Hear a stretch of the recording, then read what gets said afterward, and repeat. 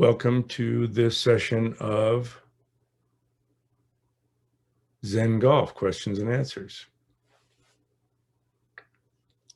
So what I will do is, again, invite you all to unmute yourselves.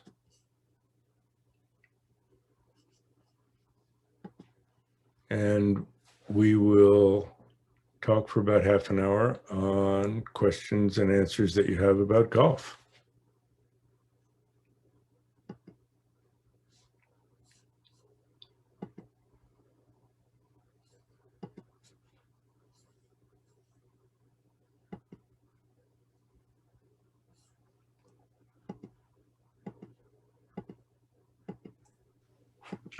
There we go. There we go. Thank you.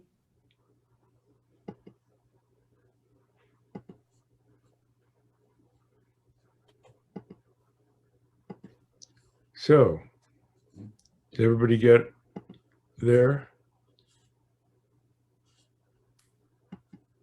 Mm-hmm. Great.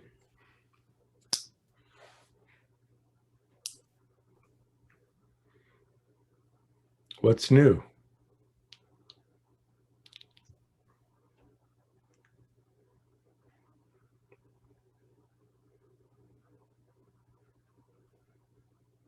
See, it turns out we're doing meditation. We thought we were going to do golf. I see Marcella, she wrote. Yes. Okay, can I share this with Did it- everyone here? Yes, please. I work on my pre-shot and after-shot routine. Very happy because you're doing well. That makes me happy too. Yes. Yes. Okay. Sometimes when I don't play so well, technical things pop up in my head right before I want to hit my shot. Any suggestions how to have a nice, just a nice clear visualization? Okay, yes. All right, so if you're not playing well, that means you've hit a couple shots you're not happy with, correct? Yes. Okay. So Right. the key is to have resolved those and know what you want to learn from them that you'll use in your next pre-shot. So for example, let's describe one of your not so good shots.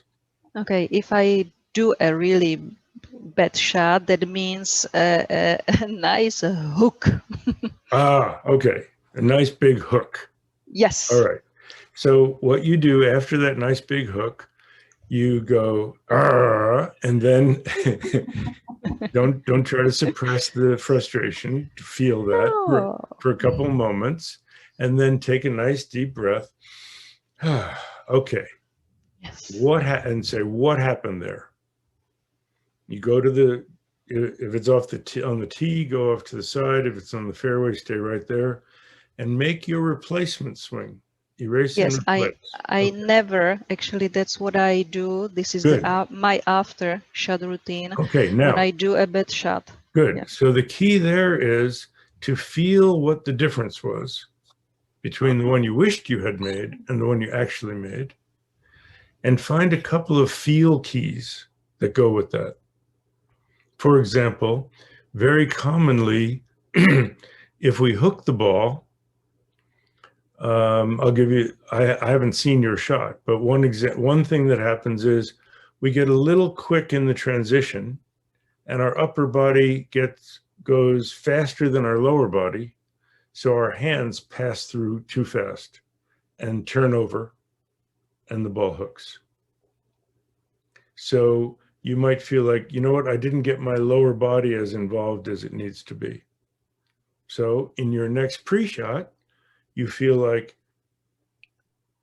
drive with the legs, right? Legs, or you feel like load first, get loaded, then go. Any of those kinds of less technical, like don't roll my wrists at impact, or something, that's a little too technical.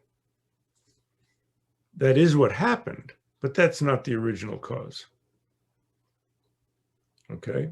And then you put that in for that feel, and you do a few of those in your pre-shot. and say, okay, that's the feel I want. And you stay with a feel rather than a technical instruction. You know, in Zen Golf, I have a chapter, during your swing is not the time to give yourself a lesson. Yes. So you get that feel. Now, the other reason it could hook is because maybe you were afraid of it going to the right. So you help it hook. Now that's a different situation. That's purely mental. And that in that situation, you have to overcome that fear by either moving your target away from the trouble or saying, I'm going to pre-accept. Wherever it goes, I trust my swing. And then you make a more committed swing. Then it's not even a matter of technique at all. But discover what the feel that you want is, and then you use the feel to replace it. Now, the other thing that you want, remember we've talked about the monkey mind going from one perception to another. So if your mind is very, very full of an image of the shot going to the target, there's very little room for technical instructions and thoughts. Oh. If you have the feel and that, your mind is going back and forth between the feel, visual, still no room for technical instruction in the thoughts. So I got an oh ho from Barbara. That's good.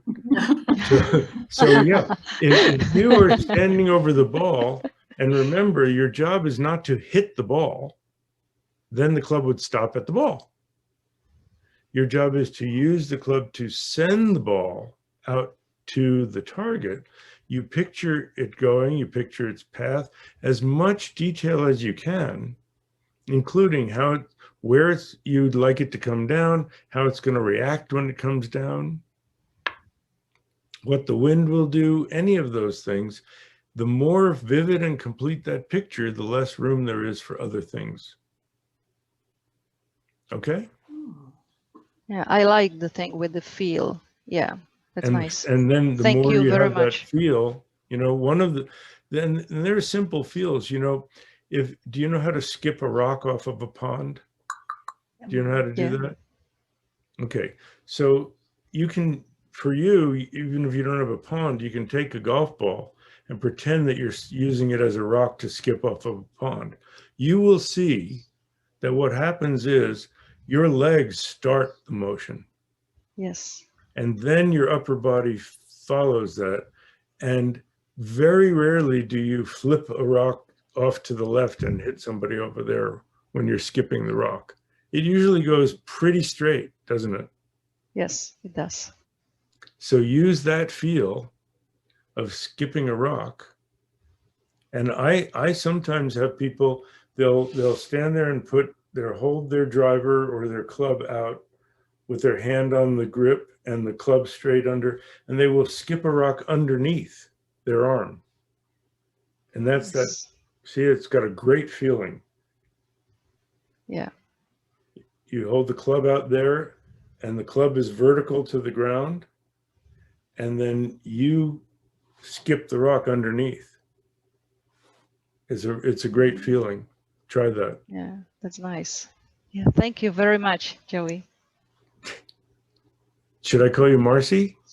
Yes, please Okay. do it. Actually, they called me Mercy, Mercy when I was in America. There you go. Thank you. You're welcome. Mike. Okay, well, since we got on the subject of fear, let's talk about fear maybe just a little bit more.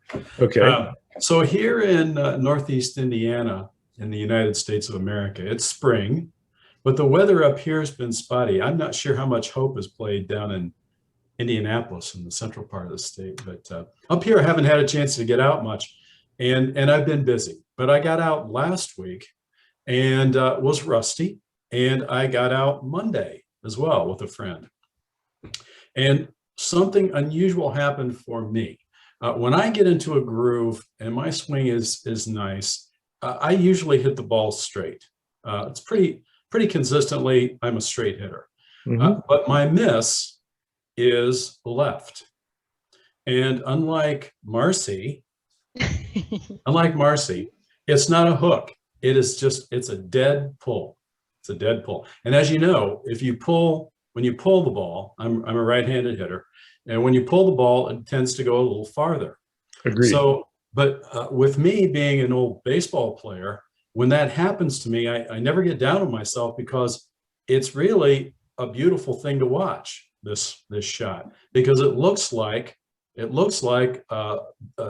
just a majestic, towering home run over the left field fence, just inside the foul pole. And in fact, if it were at Old Yankee Stadium, it would be off the facade. And if it's at Wrigley Field, it's out on Waveland Avenue, and the kids are out there in the street scrambling around to get the ball. It's just a beautiful thing. And I always hold my finish so that I can appreciate whatever it is. But you don't want to do that too often, because it's just not good on the golf course, okay? So this is the unusual thing that happened to me on Monday. Everything was going to the right. I was actually playing with one of my very good friends who was a former professional baseball player, and he kept up the baseball analogy, saying, instead of that towering home run to left field that you usually miss on, everything is like a weak foul pop-up down the first baseline. So it's going to the right, not strong. That's unusual for me. So and it just consistently stayed that way all day. All day I'm playing from that same right-hand side, out of bounds. And so finally my friend said to me, it looks like you're just not finishing your shot. And I said, well, you know, I feel that way too. I feel flat-footed. I'm just not completing my shot. So we finished up, and I thought, you know, I wonder what that is, because it's not really mechanical per se. My mechanics are usually pretty steady. So something mentally is interfering with my shot. So I thought about that. This was Monday evening. And I said, I'm going to do something I don't normally do. I'm going to go out Tuesday, which was yesterday, and go to the practice range and hit a few balls and just see what happens. I was going to do that in the afternoon. Well, Tuesday morning, I got up and I got on my elliptical machine to do a half hour of cardio. Sometimes I listen to music. Sometimes I listen to a Dharma talk or a Zen talk. So I just Googled in Zen talk, and guess who comes up? Dr. Joe. And it's a talk that you were giving, Dr. Joe, on a podcast, some golf podcast from several years ago. And you told a story, and it really made sense to me. Now, if you remember the story, I'll tell it, but you can stop me anytime you like and tell it yourself if you want. But the story was that you were with David Toms, and I think it was at Riviera, and it was a Pro-Am. And the Tom's Pro-Am partner, it was his turn to hit. And on the left was a row of eucalyptus trees, and you didn't want to be in there at all. So the amateur gets up to addresses the ball, and he looks over his left shoulder at those trees, and he adjusts himself, moves his feet over, shifting just a little to the right. And then he's there, and he looks over again to his left, and he shifts a little bit farther right. And then he does it again, looks to the left, shifts farther. Finally, he hits the ball. And as you can imagine, it went straight right, you said, about 2 fairways over. And David Toms looks at you and says, wow, what a terrible shot. And you said, well, not really. It was actually a pretty good shot. This guy really did not want to go left over to those eucalyptus trees, and he wound up about 250 yards right. So he did what he wanted to do. Not really a bad shot at all. Okay, so, and you said, so let me adjust that a little bit. Sure, go ahead. Not only did he aim to the right, but then he made a swing of really holding off and preventing it from going left. And it went right and sliced. Yes. Yeah, across 2 fairways. And David said, he said, terrible shot. I said, no, it was a good shot. In fact, it was an especially good shot. Yes. Because he was afraid of going in those trees, and he was 200 yards away. And so that you told the story beautifully. Thank you. The whole point is that the kind of interference that happens that we've talked about, I mentioned one to Marcy, and that was not trusting that it would draw or stay away from the trouble and helping it by hooking, or fearing that it's going to go that way and holding it off and preventing it from doing that, or just not knowing where it's going to go and being afraid to really hit it, and you decel and kind of don't make a very tentative swing that doesn't go anywhere. So it's very possible that you decided, you know what, I don't want to see one of those, even though it feels like a towering home run. I'd rather keep it in play today. And so by keeping it in play, you get guidey and think, well, what I need to do is keep the face going towards the target. And if you keep the face going towards the target through the ball, what's really happening is you're cutting across it. And it starts straight and then has a weak pop fly to the right. Now, the other story that goes with that is the guy who was hitting those shots all day long. As a different lesson. This is a different lesson, obviously. And we got to one of the last holes, and I said, hey, you gotta, you know, I saw you on the range. What's with the, you're making a kind of guidey swing. And he said, well, you know, these Titleists cost more than $5 a piece. And I said, okay, I see. So you're afraid of losing a golf ball. And so you're kind of, and to use the baseball analogy, you're just bunting it out there, right? You know, like, and even in baseball, they say, you know, just bunt one over the second baseman out into right field and let the guy who's on second make it all the way to home. Okay, so I said, this was the instruction I gave him. You need to walk up to the ball and you need to say this and really mean it. You need to talk to your ball and say, I don't care if I never see you again. I am making a full, free, committed swing. And then he walked up and he said it, but he said it half-heartedly.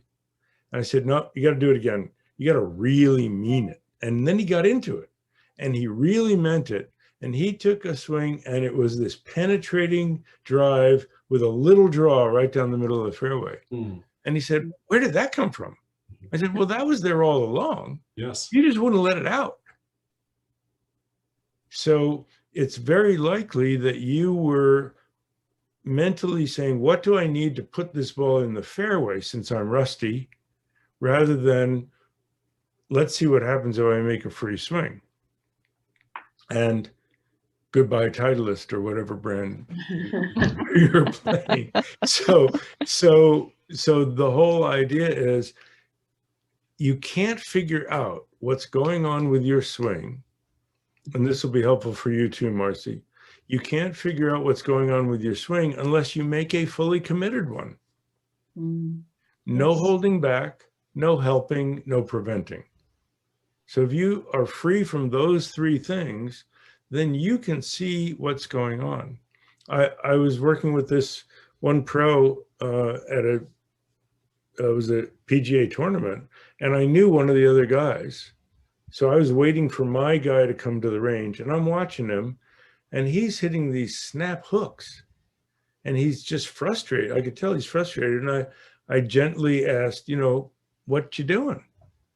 And he said, I'm working on my swing. I said, how are you doing that? He said, well, I'm hitting 6 irons at that flag. And I said, you're not working on your swing. You're working on trying to get 6 irons to go towards that flag. He said, well, what should I do to work on my swing? I said, take your 6 iron, aim at the flag, and make as free a swing as you can, and a fully committed one. And I want you to rate it on a 1 to 5 scale after you make that swing. And he had gotten so guidey that he couldn't let it out, couldn't let it go. And his first swing, I said, what was that? He said, about a 3. I said, okay, don't worry, don't beat yourself up. You've been pretty guidey, so it's going to take a few swings to free it up. He gets a 2 and a 3 and another 3. And then he gets a 4, then he gets a 5. And the ball rockets out towards the thing, and then about 2/3 of the way there, snap hooks to the left. And he said, "Oh, I know what does that." Because before that, all his shots were going all over different places, completely inconsistent. He did it again, same exact thing. Did it again, same exact thing. Then he knew what the mechanical thing was. And he went and fixed it. But he couldn't figure that out until he'd actually freed it up. I can't tell you how much time, years of time is wasted in lessons where the student goes to the swing instructor.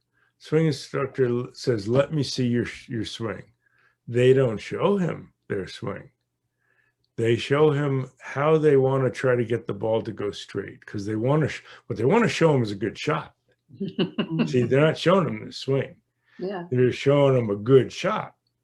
But they think to do that, let's keep the face square all the way through, and they get these little guidey shots, and the swing instructor says, "Oh, I know what's going on. You're not releasing the club." And they try to teach him to release the club, which is something everyone knows how to do. You don't have to learn how to do that. If you don't release the club and you make a really full swing, you fall down. Because your right arm, if you're right-handed, your right arm has to cross over your left. Otherwise, you will make that swing and you will fall down.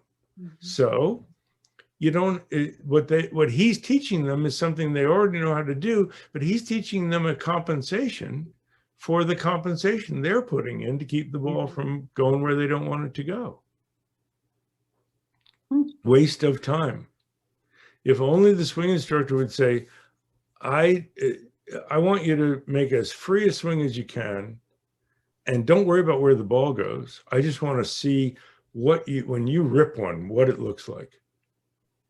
And in fact, the best instructors are the ones who hide in the bushes and say, "Go hit a few shots and warm up." And then they see what the person is doing, and they say, "Now let's talk." But if you can get someone to really free it up, because even waiting in the bushes, they're still making all sorts of compensations. They're not just loading up and ripping at it. Once the person sees, the instructor sees that, first, they'll see all the static fundamentals, because chances are they're not aimed where they think they're aimed. And second, they'll see what it looks like when they swing what the uninhibited, uninterfered with swing. And then they can work on their static fundamentals and their mechanics. So that's likely what happened to you, Mike, that you were keeping it in play. Now, the shot that you're hitting, I learned from a book called Practical Golf years and years and years ago, that the ball is your teacher. So that means that if it wasn't hooking or slicing and just straight pull, that means that was your swing path and the face was square to that swing path. It's pretty simple. Yes. Okay. So what if you're a baseball player? What if let's talk about T-ball. Okay. Okay. And you're swinging the bat and you want to hit it to over the second baseman, not over second base. What part of the ball would you want the bat to come into? Not the middle of the back, right? No, it would be the end of the bat. No, the ball. Where on the ball? Where on the ball? Not straight back the middle of the ball, but slightly inside middle. Yeah, slightly inside. Yeah. Yeah, do that. Slightly inside. Do that. Go over the second baseman, not second base. Yeah, do that. Okay. Make that your intention, that when you swing, that the club head is going to come in slightly inside quadrant, slightly inside that middle. Inside back quadrant. Yeah. Can you come over the top and across to the left if you're going to hit it there? Impossible. Can't do it. Ta-da. Have fun. Thank you. That helps.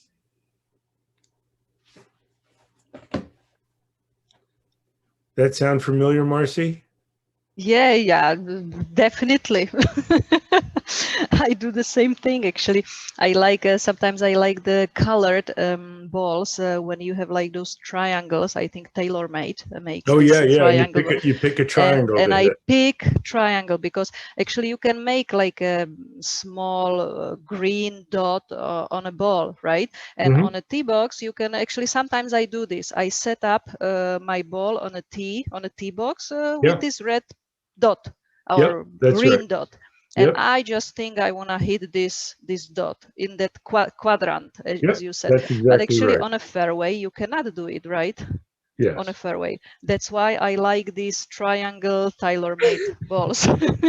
Actually, sometimes Understood. when I practice in the winter time, I made those. I didn't want to play. Those are pretty expensive balls, so I mark those triangles over the white old ball. Right. Got And a it. friend of mine pretty laughed at me. Understood. Yeah, So so that yes, helped. what she's Yeah, saying, Mike, definitely. you can on the tee, Mhm. you can put the line on the ball. You can put it Yeah. you set it up any way you want and make that your target. And do it on the range, and then pretty soon you'll know where you want to look on the ball, and you might not even need the triangles and the marks and all the. Yeah. Yeah. Great idea. Never thought of it. Great idea.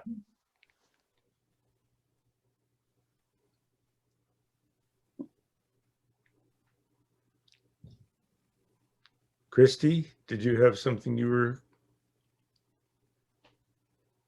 got to unmute?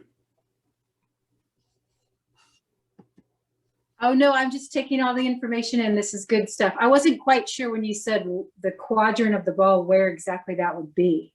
Okay. Like So if it's midline, it's below the midline? of the no, ball? not above and below. Oh, okay. The club is coming into the back of the ball, right? Right. Okay. So we're talking about coming into the place on the back of the ball that's a little toward you from the middle rather than away from you from the middle. Okay, got it. Okay, thank you. But it's not above or below. Okay. Smack in the middle, but toward you. Because Okay. there's four dimensions, up and down. We're not talking about the up and down, we're talking about nearer you or farther from you. Okay. Thank you. So when we're talking about the line, the line on the ball, you would actually put it vertically on the back of the ball Mhm. rather than on the top of the ball, where you put it for putting. Right. Okay. Thank you. Oh, I want to share with you some things about putting. Okay. So sometimes people set up with a way too closed or way too open stance in putting, and they don't know where their ball position is. So I came up with something which is to make a triangle. Now the triangle, this is only if your weight is equally balanced 50-50 on each foot, okay? From the each point of your toes to the middle of the putter face, not the ball, the middle of the putter face, you make an equilateral, it's not equal distance to each toe from that. So one is not closer to the ball or farther from the ball. Mhm. And it's not going to be an equilateral triangle. That's all three legs are the same. Mhm. I'm not sure how far apart your feet are, but it's an isosceles triangle, so that the distance from the point of the putter face, the middle of the putter face, to each toe is the same. So check that out for your setup. It'll be a very neutral, square setup for your putting. And that's if each foot is pretty much the same, not one out twisted or anything like that. The other thing is to use the line on the ball. You know how those 4-foot putts get a little tense because you're so wanting it to go in and you think it should go in. It's only 4 feet away. What's my problem? All that stuff, right? Okay. So one of the things that we do on a very fast green, you can imagine that the hole is only the span of your hand away, and you make your tap-in stroke. And usually that takes it all the way to the hole. The other thing that you can do, if the greens are a little slower, practice on the practice green to make the line on the ball stay sharp as it rolls over and over and over. Now, if you can do that, you have a pretty pure roll. Does everybody know what I mean? You put the line right on the top of the middle of the ball, and you make that line stay sharp as it rolls. Now, when you get to that 4-foot putt, and I'm talking about straight ones that you're aiming inside the hole, you put that line on the ball, aimed where you want, and you can check it with the shaft of your putter, like Bryson DeChambeau does. You see him do that. And then you say, my job is to make a nice little stroke and make the line stay sharp. Oh. Now you have a different job than going in the hole. You see? And what's your job? Put a good roll on it where the line is pointing. If you put a good roll on it where the line is pointing and it doesn't have much break in it, it's going to go in the hole. So it's a very, very simple way of taking your intention away from worry about the outcome to controlling the process, the execution. So I just came up with that one recently. Yeah. It reminds me, Joey, like you said that when you have the line on a putter and you have a short putt, right, to put in, and you just concentrate on that line on a putter to go just straight to the target, to the hole. Yeah, where you wanna hit it where the like, putter's pointing. Thank you. That's right. Hit it where the putter's pointing. Exactly. And what that means is you don't aim it at the hole and then think it's going to break and push it or pull it. Yes. And yes. and you have confidence in your read that you're reading for the break, not helping it do that. Yes. Okay. Yeah. I putted great. This works. Yeah. Definitely. I was so happy. I love hearing that. Thank you. Yeah. I was happy. Beautiful. What's your next tournament, Marcy? No, actually, still doesn't look good because of the pandemic. Because of the, yeah. Too bad. Actually, yeah. Well, Maybe. Are you playing maybe the on May 3rd. Are you playing on a pro tour there? No, probably I will play on in June the Polish club championship. Wonderful. That's great. Yeah, maybe That's great. I will see how the season will be. I got a little better with all these mental things, Oh, which good. I I'm happy. love. Happy I to hear really that. love. So definitely I would like to start. Good. Yeah, in this season. Yeah, I love it. One last question. Everybody's playing great. All right. Here's just one comment, a quick one. When we're talking about putting, one of the things that I've found in putting is the similarity between, I have a really close friend who's a very competitive champion billiards player. And one of the things I learned about putting was there's a similarity with the billiard shot. I mean, I can't really show you clear up here, but when you play hit a billiard shot, most of the shots, you want to just hit the shot and follow through all the way to the hole with your pool cue. And I find that when I'm putting, I can do the same thing. Just the putter should follow through to the hole and not stop short or jab at it or something like that. So I think about what my friend told me about when he gave me a billiards lesson, and that's just, allow the stick, the tip of the cue to hit the ball and then just continue all the way to the hole that you're hitting the ball into. All the way across the hole, all the way across the whole table? No, I mean, that's hole? just the thought. That's the thought that's in your mind rather than stopping it short. to just keep it aimed right Yeah, straight for it. in golf, a particular player that I worked with named Christy Kerr, Yes, she has a very long follow through yes, with the that's it. putter, and we talk about that as chasing the ball down the line. That's it. Okay, now That's what. the recent physics, the old days, it was always have the size of the backswing and the follow through being either equal or the follow through longer. Yes. Not so much anymore. You don't have to make it the longer follow through, but you definitely don't want to stop at the ball. Right. So what I teach is when you make your swing, hold your finish.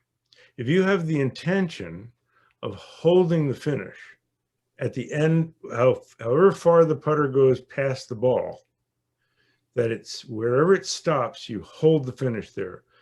A lot of players you'll see recoil. They'll go like that, and then in Yes. pool, you'll see in billiards, you'll see people hit the ball and then lift the cue right up, as opposed to keeping it going along the same level until it stops moving forward. That's the point. Yes. So you don't recoil, you don't drop the putter down, you don't pull it all way off the line. You keep it going on its path, which doesn't actually follow the ball down the line. It moves a little inside the line. Ah, okay. It moves a little because you're swinging on your swing plane, not on the line. If you hold the putter to the line, you'll end up slicing the putt, because you're artificially keeping the face open when you need to let it naturally. You want to keep the face square to your swing path. It's not a gate. Square to your swing path, the swing plane, I mean, square to the swing plane, not square to the line. That's been taught, and it's a big mistake. So the putter comes, in relation to the line, the putter comes slightly inside and slightly open to square to slightly inside and slightly closed to the line. But your wrists don't roll. It stays square to your swing plane the whole time. It's a little harder to demonstrate on this Zoom, but you can see it on my videos on my YouTube channel. Keep the putter square to the swing plane of the putter, not the line. Now, however you go through and hold the finish. Yes. And that's really more the idea. More the idea. Wherever it goes through to, you hold the finish. And it's subconsciously, it's very helpful, because if the finish is way over to one side or way out there, you're going to go, that doesn't look so good. And you're not going to want to see that. So you hold the finish. And then this is important as well. You know, in billiards, and you hold the finish till the ball stops rolling. That's the idea. In billiards, they hit the shot and they don't stand immediately up. Right. They stay in their posture. Same thing. You hit the shot. After you hit the putt, you don't stand up. You hit the putt and then you turn your head under to look. And you'll see my shoulders don't change. If I stroke the putt and then I stand up, you see how my shoulders open? But if I stroke the putt and then look, they don't change. See that? Oh, sure. No change. Stand up, lift my head to look, they change. Turn my head to look, they don't change. And I'm not even lifting my body, I'm just lifting my head. You see what just happened? As opposed to that. So you turn under to look, and you keep that posture with the putter out there until the ball stops rolling. Yes. Now, here's the point I really wanted to make. Marcy has a question. The point I really wanted to make very, very quickly is all these competitive billiard players are all reading Zen Golf and applying that to their billiards. That's what I found out. That was Oh, that's great. Yeah. I have heard that before. Yes, they're Thank you. doing it. Thank you. I'd love to hear their comments. If you have friends who are doing that, I will ask. I'd love to hear their comments. And I also have several state champion trap shooters that use Zen Golf for that. You know, the shooting the targets, the Yes. clay pigeons as they come out. Yep. Mhm. So I have a couple of those students. Sorry, Marcy, go ahead. No, I just wanted to say a beautiful thing that I learned. I improved my putting a lot because I learned how to listen my ball after putting. Mm. That means I'm trying to listen my Yes, ball, not hear hear. it go in the hole Oh, rather here, than try to look. yes. Yeah. I just, you know, I just Right. listen. I do Good, the good for putting you. stroke, and I listen. Good for you. Yeah, that's nice. Okay, friends, thank you so much. So Thank you. that concludes our Zen Golf Q&A for today. We'll probably stay on the same schedule. Oh, I have to let you know, we'll send you out the emails, and you can also go to the drjoeparent.com website, and under the free resources, in practicing mindful awareness, you'll see the same Zoom link that we have now. Anyone else who is watching this, you can go to there and find the Zoom link, and it'll be for the foreseeable future every other Wednesday around the same time. So thank you very much, Thank you. Yeah. Thank you. Thank and you. we'll see you next time. Great. It was Thanks, Dr. great. Joe. Thank you. Bye, everyone. Yeah. Bye. Bye. Bye, everyone. Bye. Bye.